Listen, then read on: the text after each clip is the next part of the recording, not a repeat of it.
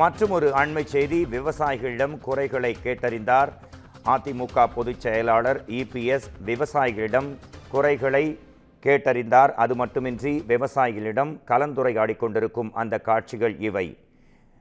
அதிமுக பொதுச் செயலாளர் இபிஎஸ் பல்வேறு இடங்களுக்கு தேர்தல் பிரச்சார சுற்றுப்பயணம் மேற்கொண்டிருக்கும் இந்த நிலையில் தற்போது விவசாயிகளிடம் திருவாரூர் மாவட்டம் நன்னிலத்தில் குறைகளை கேட்டறிந்திருக்கிறார் எடப்பாடி பழனிசாமி என்ற தகவல் அண்மை செய்தியாக வந்திருக்கிறது.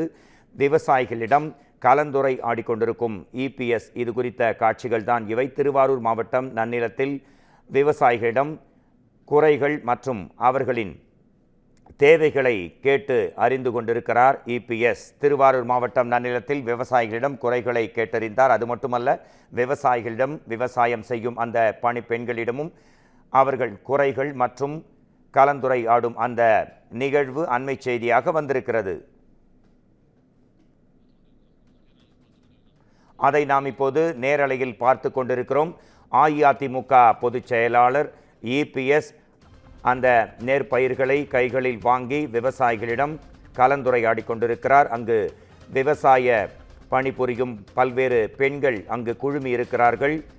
அவர்களிடம் அவர்களின் குறைகளையும் அவர்களுக்கான ஆதங்கங்களையும் அவர்கள் கேட்கும் விஷயங்களை செய்து தருமாறு உறுதியளித்துக் கொண்டிருக்கும் அந்த நேரலை காட்சிகள் இவை. மக்களை காப்போம், தமிழகத்தை காப்போம் என்ற பெயரில் எடப்பாடி பழனிசாமி தமிழ்நாடு முழுவதும் சுற்றுப்பயணம் மேற்கொண்டு வரும் நிலையில் தற்போது திருவாரூர் மாவட்டத்தில் விவசாயிகளிடம், குறிப்பாக விவசாய பணிபுரியும் பெண்களிடம் அவர்களின் குறைகளை கேட்டு கலந்துரையாடி கொண்டிருக்கிறார் அதிமுக பொதுச் செயலாளர் இபிஎஸ்.